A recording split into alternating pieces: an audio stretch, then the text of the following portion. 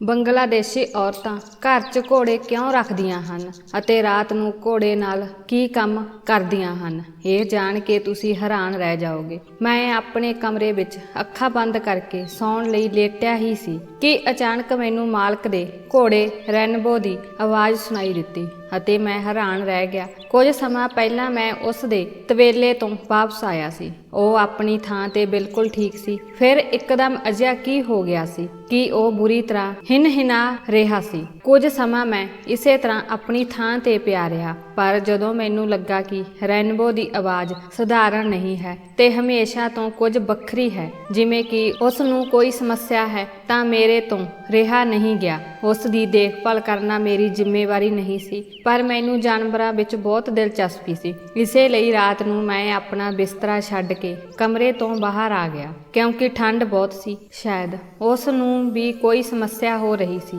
ਜਿਉਂ ਹੀ ਮੈਂ ਤਬੇਲੇ ਦੇ ਨੇੜੇ ਪਹੁੰਚਿਆ ਤਾਂ ਉੱਥੋਂ ਦਾ ਨਜ਼ਾਰਾ ਨੇ ਮੇਰੇ ਹੋਸ਼ ਉਡਾ ਦਿੱਤੇ।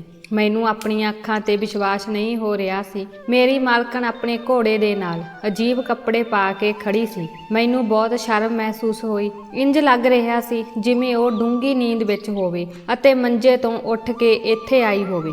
ਮੇਰੀ ਮਾਲਕਣ ਇੱਕ ਲੰਮੀ ਅਤੇ ਸੁੰਦਰ ਔਰਤ ਸੀ। ਉਸ ਦੇ ਕਾਲੇ ਲੰਬੇ ਵਾਲ ਉਸ ਦੀ ਕਮਰ ਤੇ ਲਟਕ ਰਹੇ ਸਨ ਅਤੇ ਚੰਦ ਦੀ ਰੋਸ਼ਨੀ ਵਿੱਚ ਉਹ ਇੱਕ ਸੁੰਦਰ ਪਰੀ ਵਾਂਗ ਲੱਗ ਰਹੀ ਸੀ, ਜੋ ਸ਼ਾਇਦ ਉਸ ਸਮੇਂ ਆਪਣੇ ਆਪ ਵਿੱਚ ਨਹੀਂ ਸੀ। ਰਾਤ ਦੇ ਇਸ ਸਮੇਂ ਘੋੜੇ ਦੇ ਨਾਲ ਮੇਰੀ ਮਾਲਕਣ ਦੇ ਰਵੱਈਏ ਨੂੰ ਮੈਨੂੰ ਹੈਰਾਨ ਕਰ ਦਿੱਤਾ ਸੀ। ਉਹ ਘੋੜੇ ਦੀ ਕਮਰ ਤੇ ਹੱਥ ਫੇਰਦਿਆਂ ਉਸ ਨੂੰ ਜੱਫੀ ਪਾ ਕੇ ਘੋੜੇ ਨੂੰ ਸੰਭਾਲਣ ਦੀ ਕੋਸ਼ਿਸ਼ ਕਰ ਰਹੀ ਸੀ। ਇੰਜ ਜਾਪਦਾ ਸੀ ਜਿਵੇਂ ਉਸ ਦਾ ਘੋੜੇ ਨਾਲ ਕੋਈ ਜਜ਼ਬਾਤੀ ਲਗਾਵ ਹੋਵੇ। ਮਾਲਕਿਨ ਦਾ ਅੰਦਾਜ਼ ਇਸ ਤਰ੍ਹਾਂ ਦਾ ਸੀ ਜਿਵੇਂ ਉਹ ਉਸ ਨੂੰ ਚੁੱਪ ਕਰਵਾਉਣਾ ਚਾਹੁੰਦੀ ਹੋਵੇ, ਪਰ ਮੈਨੂੰ ਸਮਝ ਨਹੀਂ ਆ ਰਹੀ ਸੀ ਕਿ ਅੱਧੀ ਰਾਤ ਨੂੰ ਮਾਲਕਣ ਇੱਥੇ ਕੀ ਕਰ ਰਹੀ ਸੀ। ਅਤੇ ਫਿਰ ਜਦੋਂ ਘੋੜਾ ਥੋੜਾ ਚੁੱਪ ਹੋ ਗਿਆ ਤਾਂ ਮਾਲਕਣ ਨੇ ਉਸ ਦੀ ਜੀਭ ਆਪਣੇ ਪੇਟ ਤੇ ਲਗਵਾਈ ਅਤੇ ਆਪਣੇ ਪੇਟ ਨੂੰ ਚਟਵਾਉਣ ਤੋਂ ਬਾਅਦ ਉਹ ਘੋੜੇ ਦੇ ਪੇਟ ਤੇ ਆਪਣਾ ਹੱਥ ਫੇਰਦੀ ਹੋਈ ਉਸ ਦੀਆਂ ਲੱਤਾਂ ਕੋਲ ਬੈਠ ਗਈ। ਮਾਲਕਣ ਦੀ ਇਸ ਹਰਕਤ ਨੇ ਮੇਰੇ ਹੋਸ਼ ਉਡਾ ਦਿੱਤੇ ਅਤੇ ਮੈਂ ਉੱਥੋਂ ਮੁੜ ਗਿਆ। ਮੈਂ ਕਦੇ ਸੋਚ ਵੀ ਨਹੀਂ ਸਕਦਾ ਸੀ ਕਿ ਮੇਰੀ ਨਵੀਂ ਬੰਗਲਾਦੇਸ਼ੀ ਮਾਲਕਣ ਅਜਿਹਾ ਕੰਮ ਕਰ ਸਕਦੀ ਹੈ। ਜੋ ਮੈਂ ਦੇਖਿਆ ਸੀ ਉਸ ਤੋਂ ਬਾਅਦ ਕੁਝ ਵੀ ਦੇਖਣ ਦੀ ਮੇਰੇ ਵਿੱਚ ਹਿੰਮਤ ਨਹੀਂ ਸੀ ਅਤੇ ਫਿਰ ਮੈਂ ਆਪਣੀ ਜਗ੍ਹਾ ਤੇ ਵਾਪਸ ਆ ਕੇ ਲੇਟ ਗਿਆ। ਮੈਨੂੰ ਨੀਂਦ ਨਹੀਂ ਆ ਰਹੀ ਸੀ ਕਿਉਂਕਿ ਮਾਲਕਣ ਦੀ ਇਹ ਹਰਕਤ ਮੇਰੇ ਦਿਮਾਗ ਵਿੱਚ ਚੱਲ ਰਹੀ ਸੀ। ਜਿੱਥੋਂ ਤੱਕ ਮੈਨੂੰ ਸਮਝ ਆਇਆ ਸੀ ਉਹ ਬਰਦਾਸ਼ਤ ਤੋਂ ਬਾਹਰ ਸੀ ਕਿ ਮੇਰੀ ਮਾਲਕਣ ਅੱਧੀ ਰਾਤ ਨੂੰ ਘੋੜੇ ਦੇ ਨਾਲ ਥੋੜੀ ਦੇਰ ਬਾਅਦ ਘੋੜੇ ਦੇ ਹਿਨਹਿਨਾਣ ਦੀ ਆਵਾਜ਼ ਆ ਰਹੀ ਸੀ ਅਤੇ ਮੈਂ ਸੋਚ ਰਿਹਾ ਸੀ ਕਿ ਮਾਲਕਣ ਨੇ ਕਿਹੋ ਜਿਹੇ ਕੱਪੜੇ ਪਾਏ ਹੋਏ ਹਨ। ਮਾਲਕਣ ਦੀ ਗੈਰ ਹਾਜ਼ਰੀ ਵਿੱਚ ਮਾਲਕਣ ਆਪਣੇ ਘੋੜੇ ਨਾਲ ਹੀ, ਇਹ ਸੋਚਦਿਆਂ ਮੈਂ ਸੌਂ ਗਿਆ। ਇਸ ਤੋਂ ਬਾਅਦ ਜਦੋਂ ਮੇਰੀਆਂ ਅੱਖਾਂ ਖੁੱਲੀਆਂ ਤਾਂ ਕੁਝ ਸਮੇਂ ਲਈ ਰਾਤ ਦੀ ਗੱਲ ਮੇਰੇ ਦਿਮਾਗ ਵਿੱਚੋਂ ਨਿਕਲ ਗਈ ਸੀ। ਮੈਂ ਜਲਦੀ ਨਾਲ ਤਿਆਰ ਹੋ ਕੇ ਰਸੋਈ ਵਿੱਚ ਚਲਾ ਗਿਆ। ਮੇਰੀ ਮਾਲਕਣ ਨਾਸ਼ਤੇ ਦੀ ਮੇਜ਼ ਤੇ ਮੇਰਾ ਇੰਤਜ਼ਾਰ ਕਰ ਰਹੀ ਸੀ ਅਤੇ ਮੇਰੀ ਜਾਨ ਨਿਕਲ ਗਈ ਕਿਉਂਕਿ ਨਾਸ਼ਤਾ ਬਣਾਉਣ ਦੀ ਜ਼ਿੰਮੇਵਾਰੀ ਮੇਰੀ ਸੀ। ਪਤਾ ਨਹੀਂ ਮੇਰੀ ਮਾਲਕਣ ਨੂੰ ਇੰਨੀ ਜਲਦੀ ਉੱਠਣ ਦੀ ਆਦਤ ਕਿਵੇਂ ਪੈ ਗਈ, ਜਾਂ ਉਸ ਨੂੰ ਸਾਰੀ ਰਾਤ ਨੀਂਦ ਨਹੀਂ ਆਈ। ਮੈਂ ਉਸ ਦੀਆਂ ਅੱਖਾਂ ਹਮੇਸ਼ਾ ਲਾਲ ਦੇਖੀਆਂ, ਜਿਵੇਂ ਉਹ ਸਾਰੀ ਰਾਤ ਜਾਗਦੀ ਰਹੀ ਹੋਵੇ। ਜਦੋਂ ਤੋਂ ਉਹ ਵਿਆਹ ਕਰਕੇ ਇਸ ਘਰ ਆਈ ਸੀ, ਮੇਰੇ ਲਈ ਕੰਮ ਕਰਨਾ ਬਹੁਤ ਔਖਾ ਹੋ ਗਿਆ ਸੀ। ਮੈਨੂੰ ਹਰ ਵੇਲੇ ਚਿੰਤਾ ਰਹਿੰਦੀ ਸੀ ਕਿ ਉਸ ਦੀ ਸੇਵਾ ਵਿੱਚ ਕੋਈ ਕਮੀ ਨਾ ਰਹਿ ਜਾਵੇ, ਕਿਉਂਕਿ ਮਾਲਕ ਉਸ ਨੂੰ ਦਿਲ ਤੋਂ ਪਿਆਰ ਕਰਦੇ ਸੀ। ਪਰ ਅੱਜ ਉਹਨਾਂ ਨੂੰ ਦੇਖਦਿਆਂ ਹੀ ਮੇਰੀਆਂ ਅੱਖਾਂ ਸਾਹਮਣੇ ਰਾਤ ਦਾ ਨਜ਼ਾਰਾ ਆ ਗਿਆ। ਮੈਨੂੰ ਆਪਣੀ ਮਾਲਕਣ ਤੋਂ ਬਹੁਤ ਨਫ਼ਰਤ ਮਹਿਸੂਸ ਹੋਈ। ਉਹ ਆਪਣੇ ਪਤੀ ਦੀ ਪਿੱਠ ਪਿੱਛੇ ਅਜਿਹੀਆਂ ਹਰਕਤਾਂ ਕਰ ਰਹੀ ਸੀ। ਮੈਂ ਆਪਣੇ ਮਾਲਕ ਦਾ ਵਫ਼ਾਦਾਰ ਨੌਕਰ ਸੀ ਅਤੇ ਇਹ ਗੱਲ ਮੇਰੇ ਬਰਦਾਸ਼ਤ ਤੋਂ ਬਾਹਰ ਸੀ। ਮੇਰੇ ਮਾਲਕ ਨੂੰ ਇਹ ਔਰਤ ਧੋਖਾ ਦੇ ਰਹੀ ਸੀ। ਜੇ ਕੋਈ ਹੋਰ ਔਰਤ ਹੁੰਦੀ ਤਾਂ ਮੈਂ ਮਾਲਕ ਨੂੰ ਰਾਤ ਵਾਲੀ ਗੱਲ ਬਾਰੇ ਦੱਸ ਦਿੰਦਾ, ਪਰ ਉਹ ਮਾਲਕ ਦੀ ਪਤਨੀ ਸੀ ਅਤੇ ਮੇਰਾ ਮਾਲਕ ਆਪਣੀ ਪਤਨੀ ਨੂੰ ਬਹੁਤ ਪਿਆਰ ਕਰਦਾ ਸੀ, ਇਸ ਲਈ ਮੈਂ ਸ਼ਾਂਤ ਸੀ। ਮੇਰਾ ਮਾਲਕ ਕਾਰੋਬਾਰ ਦੇ ਸਿਲਸਿਲੇ ਵਿੱਚ ਇੱਕ ਸ਼ਹਿਰ ਤੋਂ ਦੂਜੇ ਸ਼ਹਿਰ ਜਾਂਦਾ ਸੀ ਅਤੇ ਪਿਛਲੇ ਇੱਕ ਹਫ਼ਤੇ ਤੋਂ ਉਹ ਦੂਜੇ ਸ਼ਹਿਰ ਵਿੱਚ ਗਿਆ ਹੋਇਆ ਸੀ। ਘਰ ਵਿੱਚ ਮੇਰੀ ਨਵੀਂ ਮਾਲਕਣ ਅਤੇ ਮੇਰੇ ਮਾਲਕ ਦੀ ਮਾਂ ਜਾਣੀ ਵੱਡੀ ਮਾਲਕਣ ਮੌਜੂਦ ਸਨ। ਵੱਡੀ ਮਾਲਕਣ ਨੂੰ ਸਵੇਰੇ ਆਰਾਮ ਨਾਲ ਉੱਠਣ ਦੀ ਆਦਤ ਸੀ, ਇਸ ਲਈ ਮੈਂ ਵੀ ਆਰਾਮ ਨਾਲ ਬੰਗਲੇ ਤੇ ਆ ਜਾਂਦਾ ਸੀ। ਪਰ ਜਦੋਂ ਤੋਂ ਨਵੀਂ ਮਾਲਕਣ ਆਈ ਸੀ, ਮੈਨੂੰ ਸਵੇਰੇ ਜਲਦੀ ਉੱਠ ਕੇ ਕੰਮ ਕਰਨਾ ਪੈਂਦਾ ਸੀ। ਮੇਰੀ ਨਵੀਂ ਮਾਲਕਣ ਦੀਆਂ ਆਦਤਾਂ ਬਹੁਤ ਅਜੀਬ ਸਨ ਅਤੇ ਮੇਰੀ ਸਮਝ ਤੋਂ ਬਾਹਰ ਸਨ। ਜਦੋਂ ਵੀ ਮੈਂ ਵੱਡੀ ਮਾਲਕਣ ਨਾਲ ਉਸ ਬਾਰੇ ਗੱਲ ਕਰਦਾ ਤਾਂ ਵੱਡੀ ਮਾਲਕਣ ਕਹਿੰਦੀ ਕਿ ਉਹ ਬੰਗਲਾਦੇਸ਼ੀ ਔਰਤ ਹੈ ਅਤੇ ਇੱਥੇ ਸਾਡੇ ਕਸਬੇ ਵਿੱਚ ਨਵੀਂ ਹੈ। ਉਸ ਦੇ ਤਰੀਕੇ ਸਾਡੇ ਨਾਲੋਂ ਵੱਖਰੇ ਹਨ। ਤੂੰ ਚਿੰਤਾ ਨਾ ਕਰ, ਕੁਝ ਦਿਨਾਂ ਵਿੱਚ ਸਭ ਠੀਕ ਹੋ ਜਾਵੇਗਾ। ਮਾਲਕ ਦੇ ਹੁਕਮ ਤੇ ਮੈਂ ਬੰਗਲਾਦੇਸ਼ੀ ਖਾਣਾ ਬਣਾਉਣ ਦੇ ਨਾਲ ਬੰਗਲਾਦੇਸ਼ੀ ਭਾਸ਼ਾ ਵੀ ਸਿੱਖ ਰਿਹਾ ਸੀ। ਮੈਂ ਪਹਿਲਾਂ ਹੀ ਥੋੜੀ ਭਾਸ਼ਾ ਜਾਣਦਾ ਸੀ ਕਿਉਂਕਿ ਮੇਰਾ ਮਾਲਕ ਵੀ ਅਕਸਰ ਬੰਗਲਾਦੇਸ਼ ਦੀ ਭਾਸ਼ਾ ਵਿੱਚ ਗੱਲ ਕਰਦਾ ਸੀ। ਮਾਲਕ ਚਾਹੁੰਦਾ ਸੀ ਕਿ ਮਾਲਕਣ ਨੂੰ ਆਪਣੇ ਦੇਸ਼ ਦੀ ਯਾਦ ਨਾ ਆਵੇ ਅਤੇ ਉਹ ਸਾਡੇ ਮਾਹੌਲ ਵਿੱਚ ਰਚ ਜਾਵੇ। ਇਸੇ ਕਰਕੇ ਸਾਡੇ ਘਰ ਦਾ ਮਾਹੌਲ ਬੰਗਲਾਦੇਸ਼ ਵਰਗਾ ਬਣ ਗਿਆ ਸੀ, ਪਰ ਬੰਗਲਾਦੇਸ਼ ਦੇ ਤਰੀਕੇ ਬਹੁਤ ਵੱਖਰੇ ਸਨ। ਮੇਰੇ ਲਈ ਉਹਨਾਂ ਨੂੰ ਸਮਝਣਾ ਅਤੇ ਉਹਨਾਂ ਨੂੰ ਫੋਲੋ ਕਰਨਾ ਬਹੁਤ ਮੁਸ਼ਕਲ ਹੋ ਰਿਹਾ ਸੀ। ਮੈਂ ਬਿਹਾਰ ਦਾ ਰਹਿਣ ਵਾਲਾ ਸੀ ਅਤੇ ਨੌਕਰੀ ਲਈ ਘਰੋਂ 8 ਸਾਲ ਪਹਿਲਾਂ ਸ਼ਹਿਰ ਆਇਆ ਸੀ ਅਤੇ ਸ਼ਹਿਰ ਆ ਕੇ ਮੈਨੂੰ ਪਹਿਲਾਂ ਹੀ ਆਪਣੇ ਮਾਲਕ ਦੇ ਬੰਗਲੇ ਵਿੱਚ ਨੌਕਰੀ ਮਿਲ ਗਈ ਸੀ ਅਤੇ ਮੈਂ ਇਹ ਨੌਕਰੀ ਖੁਸ਼ੀ ਨਾਲ ਕਰ ਰਿਹਾ ਸੀ। ਮੇਰਾ ਮਾਲਕ ਬਹੁਤ ਵਧੀਆ ਇਨਸਾਨ ਸੀ। ਉਸ ਦਾ ਬਹੁਤ ਵੱਡਾ ਕਾਰੋਬਾਰ ਸੀ ਅਤੇ ਮੇਰਾ ਮਾਲਕ ਜ਼ਿਆਦਾਤਰ ਬੰਗਲਾਦੇਸ਼ ਵਿੱਚ ਰਹਿੰਦਾ ਸੀ। ਇੱਥੇ ਸਿਰਫ ਵੱਡੀ ਮਾਲਕਣ ਸਨ ਅਤੇ ਮੈਨੂੰ ਸਿਰਫ ਉਹਨਾਂ ਦੀ ਸੇਵਾ ਕਰਨ ਲਈ ਰੱਖਿਆ ਗਿਆ ਸੀ। ਇੰਨੇ ਵੱਡੇ ਬੰਗਲੇ ਵਿੱਚ ਇਕੱਲੀ ਵੱਡੀ ਮਾਲਕਣ ਲਈ ਬਹੁਤ ਕੰਮ ਨਹੀਂ ਸੀ। ਇਸ ਕਰਕੇ ਮੈਂ ਆਪਣਾ ਕੰਮ ਬੜੇ ਆਰਾਮ ਨਾਲ ਕਰ ਰਿਹਾ ਸੀ। ਬੰਗਲਾਦੇਸ਼ ਵਿੱਚ ਰਹਿੰਦੀਆਂ ਮਾਲਕ ਨੂੰ ਬੰਗਲਾਦੇਸ਼ੀ ਭਾਸ਼ਾ ਬੋਲਣ ਦੀ ਆਦਤ ਪੈ ਗਈ ਸੀ। ਉਹ ਇੱਥੇ ਆ ਕੇ ਵੀ ਅਕਸਰ ਬੰਗਲਾਦੇਸ਼ੀ ਭਾਸ਼ਾ ਵਿੱਚ ਗੱਲ ਕਰਦਾ ਸੀ ਅਤੇ ਇਸ ਕਾਰਨ ਮੈਨੂੰ ਉੱਥੋਂ ਦੀ ਭਾਸ਼ਾ ਕੁਝ ਸਮਝ ਆਉਣ ਲੱਗ ਪਈ ਸੀ। ਇੰਨੇ ਸਾਲਾਂ ਵਿੱਚ ਮਾਲਕ ਨੇ ਹਰ ਚੰਗੇ ਮਾੜੇ ਵਿੱਚ ਮੇਰਾ ਇੰਨਾ ਸਾਥ ਦਿੱਤਾ ਸੀ ਕਿ ਮੈਂ ਮਾਲਕ ਦਾ ਸਭ ਤੋਂ ਵਫਾਦਾਰ ਨੌਕਰ ਬਣ ਗਿਆ ਸੀ। ਅਤੇ ਜਦੋਂ ਮਾਲਕ ਕੁਝ ਮਹੀਨੇ ਪਹਿਲਾਂ ਬੰਗਲਾਦੇਸ਼ ਤੋਂ ਘਰ ਪਰਤਿਆ ਸੀ ਤਾਂ ਉਹ ਇਕੱਲਾ ਨਹੀਂ ਸੀ ਆਇਆ, ਸਗੋਂ ਉਸ ਦੀ ਸੁੰਦਰ ਪਤਨੀ ਵੀ ਨਾਲ ਸੀ। ਮਾਲਕ ਨੇ ਮੈਨੂੰ ਦੱਸਿਆ ਕਿ ਅੱਜ ਤੋਂ ਉਹ ਮੇਰੀ ਨਵੀਂ ਮਾਲਕਣ ਹੈ ਕਿਉਂਕਿ ਮਾਲਕ ਨੂੰ ਮਾਲਕਿਨ ਨਾਲ ਬੰਗਲਾਦੇਸ਼ ਵਿੱਚ ਪਿਆਰ ਹੋ ਗਿਆ ਸੀ ਅਤੇ ਵਿਆਹ ਕਰਵਾ ਲਿਆ ਸੀ ਅਤੇ ਹੁਣ ਉਸ ਨੂੰ ਮੁੰਬਈ ਲੈ ਆਇਆ ਸੀ। ਇਹ ਖਬਰ ਨਾ ਸਿਰਫ ਮੇਰੇ ਲਈ ਸਗੋਂ ਵੱਡੀ ਮਾਲਕਣ ਲਈ ਵੀ ਹੈਰਾਨ ਕਰਨ ਵਾਲੀ ਸੀ ਕਿਉਂਕਿ ਉਸ ਦੇ ਇਕਲੌਤੇ ਪੁੱਤਰ ਨੇ ਉਸ ਨੂੰ ਦੱਸੇ ਬਿਨਾਂ ਆਪਣੀ ਮਰਜ਼ੀ ਨਾਲ ਵਿਆਹ ਕਰ ਲਿਆ ਸੀ। ਉਹ ਲਾੜੀ ਨੂੰ ਘਰ ਲੈ ਆਇਆ ਸੀ। ਪਹਿਲਾਂ ਤਾਂ ਵੱਡੀ ਮਾਲਕਣ ਨੇ ਲਾੜੀ ਨੂੰ ਸਵੀਕਾਰ ਕਰਨ ਤੋਂ ਇਨਕਾਰ ਕਰ ਦਿੱਤਾ ਸੀ। ਉਹਨਾਂ ਦਾ ਕਹਿਣਾ ਸੀ ਕਿ ਬੰਗਲਾਦੇਸ਼ ਦੀਆਂ ਔਰਤਾਂ ਮੁੰਬਈ ਦੀਆਂ ਔਰਤਾਂ ਨਾਲੋਂ ਬਹੁਤ ਵੱਖਰੀਆਂ ਹਨ।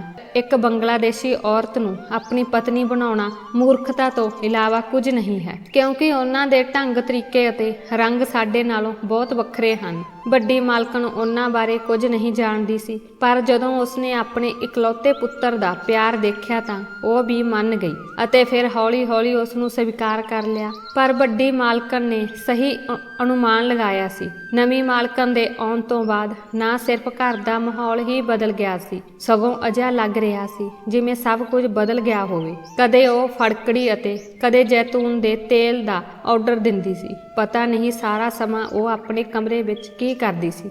ਫਿਰ ਇੱਕ ਦਿਨ ਜਦੋਂ ਮਾਲਕ ਕੰਮ ਤੋਂ ਘਰ ਪਰਤਿਆ ਤਾਂ ਉਹ ਰਾਤ ਦੇ ਖਾਣੇ ਦੀ ਮੇਜ਼ ਤੇ ਬੈਠੀ ਮਾਲਕ ਨੂੰ ਜਿੱਦ ਕਰਨ ਲੱਗੀ ਕਿ ਉਸ ਨੂੰ ਘੋੜਾ ਚਾਹੀਦਾ ਹੈ। ਉਹ ਘੋੜੇ ਤੋਂ ਬਿਨਾਂ ਨਹੀਂ ਰਹਿ ਸਕਦੀ। ਮੇਰੇ ਮਾਲਕ ਨੇ ਇਹ ਕਹਿ ਕੇ ਸਾਫ਼ ਇਨਕਾਰ ਕਰ ਦਿੱਤਾ ਕਿ ਉਸ ਨੂੰ ਜਾਨਵਰਾਂ ਤੋਂ ਅਲਰਜੀ ਹੈ ਅਤੇ ਜਦੋਂ ਉਹ ਘਰ ਵਿੱਚ ਕਿਸੇ ਕਿਸਮ ਦਾ ਜਾਨਵਰ ਰੱਖਦਾ ਹੈ ਤਾਂ ਉਸ ਨੂੰ ਅਲਰਜੀ ਦਾ ਸਾਹਮਣਾ ਕਰਨਾ ਪੈਂਦਾ ਹੈ। ਇਸ ਲਈ ਉਹ ਘਰ ਵਿੱਚ ਘੋੜਾ ਨਹੀਂ ਲਿਆ ਸਕਦਾ। ਜੇ ਤੁਸੀਂ ਘੋੜੇ ਦੇ ਇੰਨੇ ਹੀ ਸ਼ੌਕੀਨ ਹੋ ਤਾਂ ਤੁਸੀਂ ਕਈ ਵਾਰ ਆਪਣੇ ਦੋਸਤਾਂ ਦੇ ਘੋੜਿਆਂ ਨਾਲ ਮਨੋਰੰਜਨ ਕਰ ਸਕਦੀ ਹੈ। ਮਾਲਕ ਦੀ ਗੱਲ ਸੁਣ ਕੇ ਮਾਲਕਣ ਰੋਣ ਲੱਗ ਪਈ ਤੇ ਰੋਂਦੇ ਹੋਏ ਉਸਨੇ ਟੁੱਟੇ ਭੱਜੇ ਲਫ਼ਜ਼ਾਂ ਵਿੱਚ ਕਹਿ ਕੇ, ਤੁਸੀਂ ਨਹੀਂ ਜਾਣਦੇ ਕਿ ਅਸੀਂ ਬੰਗਲਾਦੇਸ਼ ਦੀਆਂ ਔਰਤਾਂ ਘੋੜਿਆਂ ਤੋਂ ਬਿਨਾਂ ਨਹੀਂ ਰਹਿ ਸਕਦੀਆਂ। ਵੈਸੇ ਵੀ ਤੁਸੀਂ ਇੱਕ ਹਫ਼ਤਾ ਘਰੋਂ ਬਾਹਰ ਰਹਿੰਦੇ ਹੋ, ਤੁਹਾਨੂੰ ਘੋੜੇ ਤੋਂ ਅਲਰਜੀ ਹੈ ਤਾਂ ਮੈਂ ਖੁਦ ਉਸ ਦੀ ਦੇਖਭਾਲ ਕਰਾਂਗੀ, ਪਰ ਮੈਨੂੰ ਕਿਸੇ ਵੀ ਕੀਮਤ ਤੇ ਘੋੜਾ ਚਾਹੀਦਾ ਹੈ। ਮੈਨੂੰ ਉਸ ਦਿਨ ਪਤਾ ਲੱਗਾ ਕਿ ਮੇਰੀ ਮਾਲਕਣ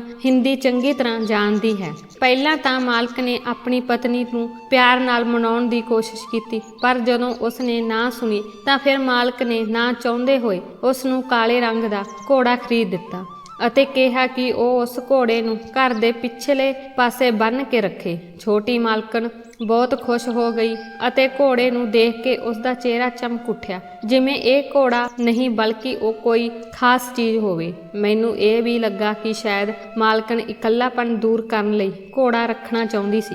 ਜਾਂ ਬੰਗਲਾਦੇਸ਼ ਦੀਆਂ ਔਰਤਾਂ ਘੋੜਿਆਂ ਦੀਆਂ ਆਦੀ ਹੋਣਗੀਆਂ। ਪਰ ਮੈਨੂੰ ਕੀ ਪਤਾ ਸੀ ਕਿ ਇਹ ਬੰਗਲਾਦੇਸ਼ੀ ਔਰਤਾਂ ਘੋੜਿਆਂ ਨਾਲ ਕੀ ਕਰਦੀਆਂ ਹਨ। ਮਾਲਕ ਨੂੰ ਘਰ ਆਏ ਨੂੰ ਅਜੇ 15 ਦਿਨ ਹੀ ਹੋਏ ਸਨ ਕਿ ਮਾਲਕਣ ਨੂੰ ਮੁੜ ਬੰਗਲਾਦੇਸ਼ ਜਾਣਾ ਪਿਆ। ਮਾਲਕਣ ਵੀ ਨਾਲ ਜਾਣਾ ਚਾਹੁੰਦੀ ਸੀ, ਪਰ ਮਾਲਕ ਨੇ ਕਿਹਾ ਕਿ ਹੁਣ ਤੁਸੀਂ ਇੱਥੇ ਰਹਿਣ ਦੀ ਆਦਤ ਪਾਓ ਤਾਂ ਜੋ ਤੁਸੀਂ ਇਸ ਮਾਹੌਲ ਨੂੰ ਸਮਝੋ। ਮਾਲਕ ਦੀ ਗੱਲ ਸੁਣ ਕੇ ਮਾਲਕਣ ਰੁਕ ਗਈ ਅਤੇ ਘੋੜੇ ਨਾਲ ਸਮਾਂ ਬਿਤਾਉਣ ਲੱਗੀ। ਮਾਲਕਣ ਦੀਆਂ ਆਦਤਾਂ ਬਹੁਤ ਵੱਖਰੀਆਂ ਸਨ। ਉਹ ਸਵੇਰੇ ਸਵੇਰੇ ਡਾਈਨਿੰਗ ਟੇਬਲ ਤੇ ਬੈਠ ਜਾਂਦੀ ਸੀ ਅਤੇ ਨਾਸ਼ਤੇ ਵਿੱਚ ਉਹੀ ਚੀਜ਼ਾਂ ਖਾਂਦੀ ਸੀ ਜਿਨ੍ਹਾਂ ਤੋਂ ਉਹਨਾਂ ਨੂੰ ਤਾਕਤ ਮਿਲੇ। ਮੈਂ ਆਪਣੀ ਜ਼ਿੰਦਗੀ ਵਿੱਚ ਕਦੇ ਵੀ ਕਿਸੇ ਔਰਤ ਨੂੰ ਇਸ ਤਰ੍ਹਾਂ ਦੀਆਂ ਗਰਮ ਚੀਜ਼ਾਂ ਖਾਂਦੇ ਨਹੀਂ ਦੇਖਿਆ ਸੀ ਜਿਵੇਂ ਮੇਰੀ ਮਾਲਕਣ ਖਾਂਦੀ ਸੀ। ਉਹ ਸਮੇਂ ਸਿਰ ਖਾਣਾ ਖਾਂਦੀ ਸੀ ਅਤੇ ਆਪਣੀ ਸੁੰਦਰਤਾ ਦਾ ਵੀ ਬਹੁਤ ਧਿਆਨ ਰੱਖਦੀ ਸੀ। ਜਦ ਕਿ ਮਾਲਕ ਵੀ ਘਰ ਵਿੱਚ ਮੌਜੂਦ ਨਹੀਂ ਸੀ, ਪਰ ਉਹ ਹਰ ਵੇਲੇ ਮਹਿਕਦੀ ਰਹਿੰਦੀ ਸੀ। ਉਹ ਆਪਣੇ ਨਵੇਂ ਘੋੜੇ ਰੈਨਬੋ ਨਾਲ ਵੀ ਬਹੁਤ ਜੁੜ ਗਈ ਸੀ ਅਤੇ ਉਹ ਹਮੇਸ਼ਾ ਉਸ ਨਾਲ ਇਕੱਲੇ ਸਮਾਂ ਬਿਤਾਉਂਦੀ ਸੀ। ਅਤੇ ਜਦੋਂ ਵੀ ਉਹ ਘੋੜੇ ਦੇ ਨਾਲ ਹੁੰਦੀ ਸੀ ਤਾਂ ਮੈਨੂੰ ਵੀ ਉੱਥੇ ਜਾਣ ਦੀ ਆਗਿਆ ਨਹੀਂ ਸੀ। ਮਾਲਕ ਨੂੰ ਗਿਆ ਹਫ਼ਤਾ ਹੀ ਬੀਤਿਆ ਸੀ। ਇੱਕ ਦਿਨ ਮੈਂ ਘੋੜੇ ਦੀ ਆਵਾਜ਼ ਕਾਰਨ ਕਮਰੇ ਚੋਂ ਬਾਹਰ ਆਇਆ ਤੇ ਮੈਂ ਇਹ ਦੇਖ ਕੇ ਹੈਰਾਨ ਰਹਿ ਗਿਆ ਕਿ ਮੇਰੀ ਮਾਲਕਣ ਅੱਧੀ ਰਾਤ ਨੂੰ ਘੋੜੇ ਦੀਆਂ ਲੱਤਾਂ ਕੋਲ ਬੈਠੀ ਘੋੜੇ ਨਾਲ ਆਪਣੇ ਪਿਆਰ ਦਾ ਪ੍ਰਗਟਾਵਾ ਕਰ ਰਹੀ ਸੀ। ਮੇਰੀ ਜਾਨ ਹੀ ਨਿਕਲ ਗਈ। ਮੈਂ ਅੱਗੇ ਦਾ ਨਜ਼ਾਰਾ ਦੇਖੇ ਬਿਨਾਂ ਹੀ ਪਰਤ ਆਇਆ, ਪਰ ਮੈਂ ਇੰਨਾ ਮੂਰਖ ਨਹੀਂ ਸੀ ਕਿ ਮੈਂ ਨਾ ਸਮਝ ਸਕਾਂ ਕਿ ਮਾਲਕਣ ਕੀ ਕਰ ਰਹੀ ਸੀ। ਮੈਂ ਸੋਚਿਆ ਕਿ ਮੈਂ ਮਾਲਕਣ ਦੀ ਸਾਰੀ ਸੱਚਾਈ ਆਪਣੀਆਂ ਅੱਖਾਂ ਨਾਲ ਦੇਖਾਂਗਾ ਅਤੇ ਫਿਰ ਇਸ ਬਾਰੇ ਮਾਲਕਣ ਨੂੰ ਦੱਸਾਂਗਾ, ਕਿਉਂਕਿ ਇਸ ਤੋਂ ਵੱਧ ਚੁੱਪ ਰਹਿਣਾ ਮੇਰੀ ਵਫ਼ਾਦਾਰੀ ਤੇ ਧੱਬਾ ਸੀ। ਅਗਲੀ ਰਾਤ ਜਿਵੇਂ ਹੀ ਘੋੜੇ ਦੀ ਹਲਕੀ ਜਿਹੀ ਆਵਾਜ਼ ਆਈ ਤਾਂ ਮੈਂ ਆਪਣੇ ਕੁਆਟਰਾਂ ਤੋਂ ਬਾਹਰ ਨਿਕਲ ਕੇ ਚੋਰੀ ਛੁਪੇ ਤਵੇਲੇ ਵਿੱਚ ਪਹੁੰਚ ਗਿਆ। ਅੱਜ ਵੀ ਮੇਰੀ ਮਾਲਕਣ ਘੋੜੇ ਦੇ ਕੋਲ ਖੜੀ ਸੀ ਅਤੇ ਉਸ ਦੇ ਕੰਨਾਂ ਵਿੱਚ ਕੁਝ ਬੋਲ ਰਹੀ ਸੀ। ਇੰਜ ਜਾਪਦਾ ਸੀ ਜਿਵੇਂ ਘੋੜਾ ਵੀ ਮਾਲਕਣ ਦੀਆਂ ਗੱਲਾਂ ਨੂੰ ਸਮਝ ਰਿਹਾ ਹੋਵੇ ਅਤੇ ਫਿਰ ਘੋੜਾ ਆਪਣੀ ਜੀਭ ਨਾਲ ਮਾਲਕਣ ਦੇ ਮੂੰਹ ਨੂੰ ਚੱਟ ਕੇ ਪਿਆਰ ਦਾ ਇਜ਼ਹਾਰ ਕਰਨ ਲੱਗਾ। ਮਾਲਕ ਨੇ ਪਿਆਰ ਅਤੇ ਭਾਵਨਾ ਨਾਲ ਘੋੜੇ ਨੂੰ ਪੂਰੀ ਤਰ੍ਹਾਂ ਕਾਬੂ ਕਰ ਲਿਆ, ਇਸ ਲਈ ਉਹ ਹੌਲੀ-ਹੌਲੀ ਉਸ ਦੇ ਪੈਰਾਂ ਕੋਲ ਬੈਠ ਗਈ। ਇਹ ਸਭ ਦੇਖ ਕੇ ਮੇਰੇ ਸਾਹ ਸੀਨੇ ਵਿੱਚ ਰੁਕਣ ਲੱਗ ਪਏ। ਅੱਗੇ ਦੇ ਦ੍ਰਿਸ਼ ਨੇ ਮੇਰੇ ਹੋਸ਼ ਉਡਾ ਦਿੱਤੇ। ਅੱਜ ਰਾਤ ਮੈਂ ਇਹ ਸਾਰਾ ਨਜ਼ਾਰਾ ਆਪਣੀਆਂ ਅੱਖਾਂ ਨਾਲ ਦੇਖਿਆ। ਮੈਨੂੰ ਸਮਝ ਨਹੀਂ ਆਈ ਕਿ ਮਾਲਕਣ ਨੇ ਅਜਿਹਾ ਕੰਮ ਕਿਉਂ ਕੀਤਾ। ਇਸੇ ਲਈ ਉਸ ਨੇ ਮਾਲਕ ਤੋਂ ਘੋੜੇ ਦੀ ਜਿੱਦ ਕੀਤੀ। ਵੱਡੀ ਮਾਲਕਣ ਨੇ ਠੀਕ ਹੀ ਕਿਹਾ ਸੀ ਕਿ ਬੰਗਲਾਦੇਸ਼ ਦੀਆਂ ਔਰਤਾਂ ਬਾਰੇ ਕੁਝ ਨਹੀਂ ਕਿਹਾ ਜਾ ਸਕਦਾ ਕਿ ਉਹ ਮੁੰਬਈ ਦੀਆਂ ਔਰਤਾਂ ਵਰਗੀਆਂ ਨਹੀਂ ਹਨ, ਅਤੇ ਅੱਜ ਮੈਨੂੰ ਵੱਡੀ ਮਾਲਕਣ ਦਾ ਮਤਲਬ ਸਮਝ ਆ ਗਿਆ ਸੀ। ਮੇਰੀ ਮਾਲਕਣ ਨੇ ਜੋ ਕੁਝ ਕੀਤਾ ਸੀ ਉਹ ਮੈਂ ਅੱਜ ਤੱਕ ਕਦੇ ਨਹੀਂ ਦੇਖਿਆ ਸੀ। ਇਸ ਲਈ ਮੈਂ ਚੁੱਪਚਾਪ ਸਾਰਾ ਦ੍ਰਿਸ਼ ਦੇਖ ਕੇ ਆਪਣੇ ਕੁਆਟਰ ਵਿੱਚ ਵਾਪਸ ਆ ਗਿਆ ਅਤੇ ਸੋਚ ਰਿਹਾ ਸੀ ਕਿ ਮੈਂ ਇਸ ਬਾਰੇ ਮਾਲਕ ਨਾਲ ਗੱਲ ਕਰਾਂ ਜਾਂ ਨਹੀਂ। ਮਾਲਕ ਦੇ ਵਾਪਸ ਆਉਣ ਵਿੱਚ ਅਜੇ 1 ਹਫ਼ਤਾ ਬਾਕੀ ਸੀ ਅਤੇ ਇਸ ਹਫ਼ਤੇ ਮੈਂ ਆਪਣੀ ਨਵੀਂ ਮਾਲਕਣ ਦੀਆਂ ਹਰਕਤਾਂ ਨੂੰ ਦੇਖਣਾ ਚਾਹੁੰਦਾ ਸੀ। ਅਗਲੀ ਰਾਤ ਜਦੋਂ ਮੇਰੀ ਮਾਲਕਣ ਅੱਧੀ ਰਾਤ ਤੱਕ ਘੋੜੇ ਨਾਲ ਸਮਾਂ ਬਿਤਾਉਣ ਤੋਂ ਬਾਅਦ ਆਪਣੇ ਕਮਰੇ ਵਿੱਚ ਵਾਪਸ ਆਈ ਤਾਂ ਉਸ ਸਮੇਂ ਮੈਂ ਆਪਣੇ ਕੁਆਟਰ ਵਿੱਚ ਜਾਣ ਦੀ ਬਜਾਏ ਮਾਲਕਣ ਦੇ ਕਮਰੇ ਵੱਲ ਗਿਆ ਅਤੇ ਖਿੜਕੀ ਵਿੱਚੋਂ ਦੇਖਿਆ। ਇਸ ਲਈ ਮੈਨੂੰ ਇਹ ਦੇਖ ਕੇ ਬਹੁਤ ਹੈਰਾਨੀ ਹੋਈ ਕਿਉਂਕਿ ਮਾਲਕਣ ਨੇ ਕਮਰੇ ਵਿੱਚ ਜਾ ਕੇ ਹੋਰ ਵੀ ਅਨੋਖੀ ਹਰਕਤ ਕੀਤੀ ਸੀ। ਮੇਰੀ ਨਵੀਂ ਮਾਲਕਣ ਕੁਝ ਅਜਿਹਾ ਕਰ ਰਹੀ ਸੀ ਜੋ ਸਹੀ ਨਹੀਂ ਸੀ, ਜਿਸ ਕਾਰਨ ਉਸ ਨੂੰ ਅੱਧੀ ਰਾਤ ਦਾ ਸਹਾਰਾ ਲੈਣਾ ਪਿਆ ਅਤੇ ਉੱਪਰੋਂ ਘੋੜੇ ਨਾਲ ਉਸ ਦਾ ਰਿਸ਼ਤਾ। ਮੇਰੇ ਲਈ ਚੁੱਪ ਰਹਿਣਾ ਸੰਭਵ ਨਹੀਂ ਸੀ। ਮੈਂ ਉਸ ਘਰ ਦਾ ਨਮਕ ਖਾਇਆ ਸੀ। ਇਸ ਲਈ ਸਵੇਰੇ ਮੈਂ ਸਿੱਧਾ ਵੱਡੀ ਮਾਲਕਣ ਦੇ ਕੋਲ ਗਿਆ ਅਤੇ ਉਹਨਾਂ ਨੂੰ ਨਵੀਂ ਮਾਲਕਣ ਬਾਰੇ ਸਭ ਕੁਝ ਦੱਸਿਆ। ਮੇਰੀ ਗੱਲ ਸੁਣ ਕੇ ਵੱਡੀ ਮਾਲਕਣ ਕਹਿਣ ਲੱਗੀ ਕਿ ਮੈਂ ਕੀ ਕਰਾਂ। ਮੇਰੇ ਬੱਚੇ ਨੇ ਆਪਣੀ ਮਰਜ਼ੀ ਨਾਲ ਵਿਆਹ ਕੀਤਾ ਹੈ। ਜੇਕਰ ਮੈਂ ਆਪਣੇ ਬੇਟੇ ਨੂੰ ਉਸ ਦੇ ਖਿਲਾਫ ਕੁਝ ਵੀ ਕਹਾਂ ਤਾਂ ਉਹ ਕਦੇ ਵਿਸ਼ਵਾਸ ਨਹੀਂ ਕਰੇਗਾ। ਵੈਸੇ ਵੀ ਇੰਨੇ ਦਿਨਾਂ ਮੈਨੂੰ ਪਤਾ ਲੱਗਾ ਕਿ ਉਹ ਕੋਈ ਸਧਾਰਨ ਕੁੜੀ ਨਹੀਂ ਹੈ। ਮਾਲਕ ਦੀ ਦੌਲਤ ਦੇਖ ਕੇ ਉਸ ਨੇ ਉਸ ਨਾਲ ਵਿਆਹ ਕਰ ਲਿਆ ਹੈ ਅਤੇ ਜੇਕਰ ਅੱਜ ਨਹੀਂ ਤਾਂ ਕੱਲ ਉਹ ਤੁਹਾਡੇ ਮਾਲਕ ਨੂੰ ਛੱਡ ਦੇਵੇਗੀ। ਵੱਡੀ ਮਾਲਕਣ ਦੀਆਂ ਗੱਲਾਂ ਨੇ ਮੈਨੂੰ ਹੋਰ ਵੀ ਪਰੇਸ਼ਾਨ ਕਰ ਦਿੱਤਾ ਸੀ। ਵੱਡੀ ਮਾਲਕਣ ਦਾ ਛੋਟੀ ਮਾਲਕਣ ਨੂੰ ਰੋਕਣ ਦਾ ਕੋਈ ਇਰਾਦਾ ਨਹੀਂ ਸੀ। ਉਸ ਦਾ ਮੰਨਣਾ ਸੀ ਕਿ ਇਸ ਤਰ੍ਹਾਂ ਉਹ ਆਪਣੇ ਬੇਟੇ ਤੋਂ ਦੂਰ ਹੋ ਜਾਂਦੀ ਅਤੇ ਉਹ ਇੱਕ ਹੱਦ ਤੱਕ ਸਹੀ ਸੀ। ਪਰ ਮੇਰੇ ਲਈ ਚੁੱਪ ਰਹਿਣਾ ਠੀਕ ਨਹੀਂ ਸੀ। ਇਸ ਲਈ ਮੈਂ ਹਰ ਗੁਜ਼ਰਦੇ ਦਿਨ ਦੇ ਨਾਲ ਮਾਲਕ ਦੀ ਵਾਪਸੀ ਦੀ ਉਡੀਕ ਕਰਦਾ ਰਿਹਾ। ਹਰ ਰਾਤ ਮੈਂ ਮਾਲਕ ਦੀ ਵਾਪਸੀ ਦੀ ਬੇਚੈਨੀ ਨਾਲ ਉਡੀਕ ਕਰਦਾ ਸੀ, ਕਿਉਂਕਿ ਘੋੜੇ ਦੀ ਆਵਾਜ਼ ਮੇਰੇ ਕੰਨਾਂ ਵਿੱਚ ਆਉਂਦੀ ਸੀ ਅਤੇ ਮੈਨੂੰ ਪਤਾ ਲੱਗ ਜਾਂਦਾ ਸੀ ਕਿ ਮਾਲਕਣ ਕੀ ਕਰ ਰਹੀ ਹੈ। ਪਤਾ ਨਹੀਂ ਮੇਰੀ ਮਾਲਕਣ ਕਿਹੋ ਜਿਹੀ ਔਰਤ ਸੀ, ਜਾਂ ਸ਼ਾਇਦ ਬੰਗਲਾਦੇਸ਼ੀ ਔਰਤਾਂ ਇਸ ਤਰ੍ਹਾਂ ਕਰਦੀਆਂ ਸਨ। ਪੂਰੇ ਹਫ਼ਤੇ ਬਾਅਦ ਜਦੋਂ ਮਾਲਕ ਵਾਪਸ ਆਇਆ, ਉਸਨੇ ਆਉਂਦਿਆਂ ਹੀ ਮਾਲਕਣ ਨੂੰ ਗਲੇ ਲਗਾਇਆ ਅਤੇ ਆਪਣੇ ਪਿਆਰ ਦਾ ਇਜ਼ਹਾਰ ਕਰਨਾ ਸ਼ੁਰੂ ਕਰ ਦਿੱਤਾ। ਮੈਂ ਪਿੱਛੇ ਖੜਾ ਸੀ, ਸੋਚਣ ਲੱਗਾ ਕਿ ਪਤਾ ਨਹੀਂ ਮੈਨੂੰ ਇਹ ਗੱਲ ਮਾਲਕ ਨੂੰ ਕਹਾਂ ਜਾਂ ਨਹੀਂ।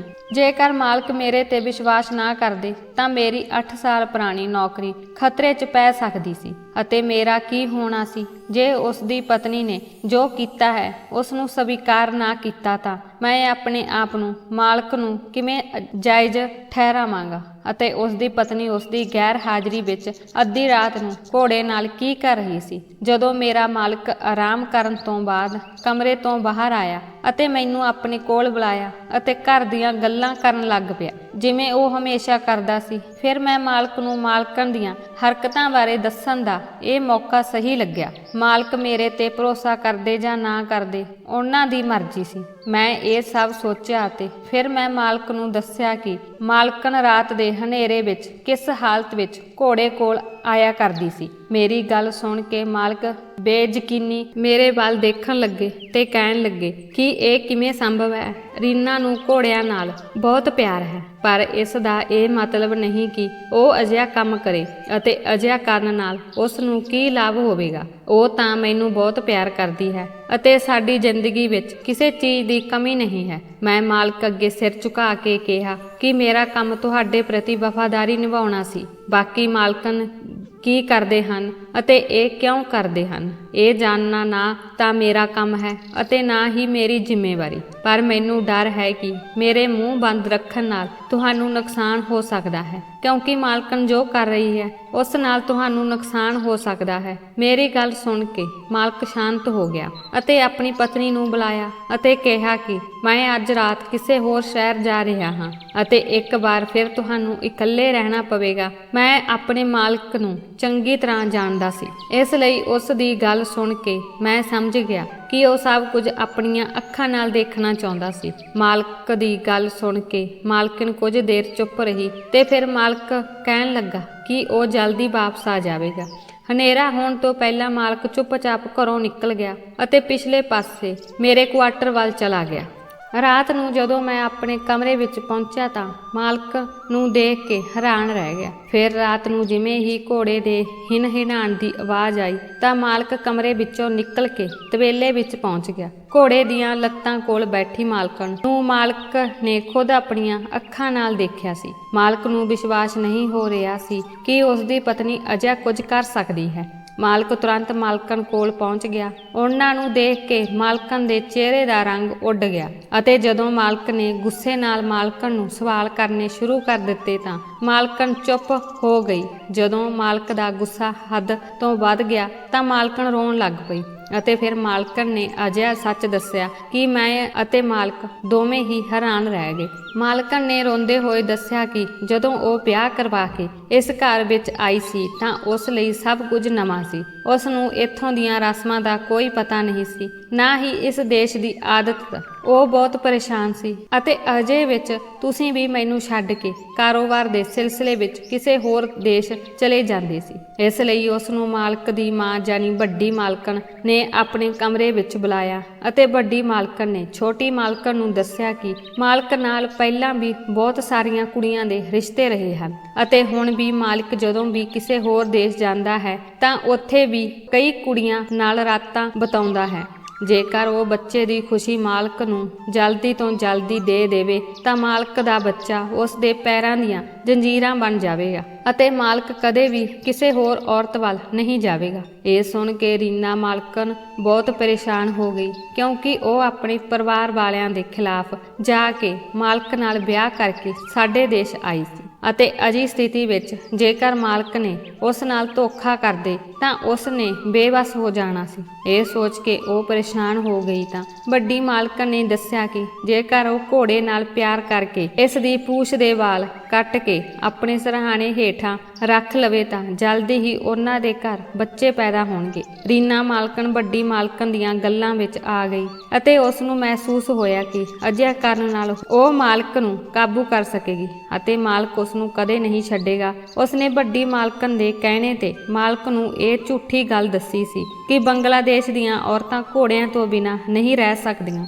ਮਾਲਕ ਨੇ ਆਪਣੀ ਪਤਨੀ ਦੀ ਖੁਸ਼ੀ ਲਈ ਘੋੜਾ ਖਰੀਦਿਆ ਅਤੇ ਉਹ ਖੁਦ ਦੂਜੇ ਸ਼ਹਿਰ ਚਲੇ ਗਏ ਅਤੇ ਰੀਨਾ ਮਾਲਕਣ ਨੇ ਆਪਣੀ ਸੱਸ ਦੇ ਕਹੇ ਅਨੁਸਾਰ ਨਾ ਸਿਰਫ ਘੋੜੇ ਨਾਲ ਸਮਾਂ ਬਿਤਾਉਣਾ ਸ਼ੁਰੂ ਕਰ ਦਿੱਤਾ, ਸਗੋਂ ਇਸ ਦੀ ਪੂਛ ਦੇ ਵਾਲ ਵੀ ਕੱਟ ਕੇ ਆਪਣੇ ਸਿਰਹਾਣੇ ਹੇਠ ਰੱਖਣ ਲੱਗੀ, ਜੋ ਕਿ ਬਿਲਕੁਲ ਬੇਮਕਸਦ ਸੀ। ਮੇਰੀ ਵੱਡੀ ਮਾਲਕਣ ਚੰਗੀ ਤਰ੍ਹਾਂ ਜਾਣਦੀ ਸੀ ਕਿ ਮੇਰਾ ਕੁਆਟਰ ਤਵੇਲੇ ਦੇ ਨੇੜੇ ਹੈ ਅਤੇ ਮੈਂ ਆਪਣੇ ਮਾਲਕ ਦਾ ਬਹੁਤ ਵਫਾਦਾਰ ਸੀ। ਜਦੋਂ ਮੈਂ ਮਾਲਕਣ ਨੂੰ ਅਜੀ ਹਰਕਤ ਕਰਦਾ ਵੇਖਦਾ ਹਾਂ ਤਾਂ ਮੈਂ ਮਾਲਕ ਨੂੰ ਜ਼ਰੂਰ ਸੂਚਿਤ ਕਰਾਂਗਾ ਅਤੇ ਵੱਡੀ ਮਾਲਕਣ ਖੁਦ ਵੀ ਮਾਲਕ ਦੇ ਸਾਹਮਣੇ ਰੀਨਾ ਮਾਲਕਣ ਦੀ ਸ਼ਿਕਾਇਤ ਕਰਦੀ ਸੀ ਤਾਂ ਜੋ ਮਾਲਕ ਰੀਨਾ ਮਾਲਕਣ ਨੂੰ ਹਮੇਸ਼ਾ ਲਈ ਘਰੋਂ ਕੱਢ ਦੇਵੇ। ਵੱਡੀ ਮਾਲਕਣ ਨੇ ਰੀਨਾ ਮਾਲਕਣ ਨੂੰ ਸਿੱਧੇ ਤੌਰ ਤੇ ਇਸ ਘਰ ਤੋਂ ਬਾਹਰ ਨਹੀਂ ਕੱਢਿਆ, ਇਸ ਲਈ ਉਸਨੇ ਇਹ ਅਜੀਬ ਖੇਡ ਖੇਡੀ ਅਤੇ ਮੈਂ ਵੀ ਉਹਨਾਂ ਦਾ ਸ਼ਿਕਾਰ ਹੋ ਗਿਆ। ਜੇ ਮਾਲਕ ਨੇ ਆਪ ਸੱਚ ਜਾਣਨ ਦੀ ਕੋਸ਼ਿਸ਼ ਨਾ ਕੀਤੀ ਹੁੰਦੀ ਤਾਂ ਸ਼ਾਇਦ ਉਹ ਵੀ ਮਾਲਕਣ ਨੂੰ ਉਸੇ ਤਰ੍ਹਾਂ ਹੀ ਸਮਝਦੇ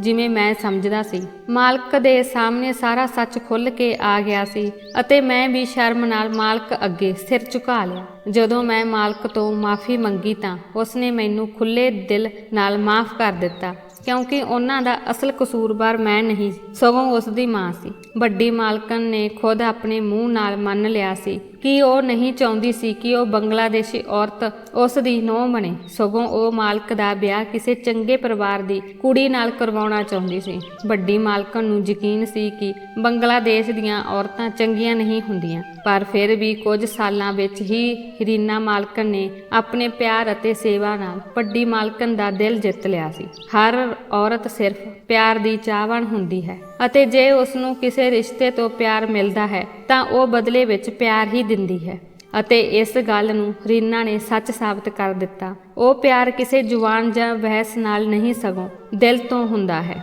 ਕਹਿਣ ਨੂੰ ਤਾਂ ਮੈਂ ਨੌਕਰ ਸੀ, ਪਰ ਉਹ ਮੇਰੇ ਨਾਲ ਵੀ ਇੱਜ਼ਤ ਨਾਲ ਪੇਸ਼ ਆਉਂਦੇ ਸੀ ਅਤੇ ਉਸ ਦਾ ਘੋੜਾ ਅਜੇ ਵੀ ਸਾਡੇ ਬੰਗਲੇ ਵਿੱਚ ਹੈ। ਦੋਸਤੋ, ਉਮੀਦ ਕਰਦੇ ਹਾਂ ਕਿ ਅੱਜ ਦੀ ਕਹਾਣੀ ਤੁਹਾਨੂੰ ਪਸੰਦ ਆਈ ਹੋਵੇਗੀ। ਜੇਕਰ ਕਹਾਣੀ ਪਸੰਦ ਆਈ ਹੈ ਤਾਂ ਵੀਡੀਓ ਨੂੰ ਲਾਈਕ ਕਰੋ, ਜੇ ਚੈਨਲ ਤੇ ਨਵੇਂ ਹੋ ਤਾਂ ਚੈਨਲ ਨੂੰ ਸਬਸਕ੍ਰਾਈਬ ਕਰੋ ਅਤੇ ਕਮੈਂਟ ਵਿੱਚ ਆਪਣੀ ਰਾਏ ਜ਼ਰੂਰ ਦਿਓ ਤੇ ਨਾਲ ਹੀ ਘੰਟੀ ਵਾਲੇ ਬਟਨ ਨੂੰ ਜ਼ਰੂਰ ਦਬਾਓ ਤਾਂ ਜੋ ਅਗਲੀ ਅਪਡੇਟ ਤੁਹਾਨੂੰ ਸਭ ਤੋਂ ਪਹਿਲਾਂ ਮਿਲ ਸਕੇ। ਧੰਨਵਾਦ।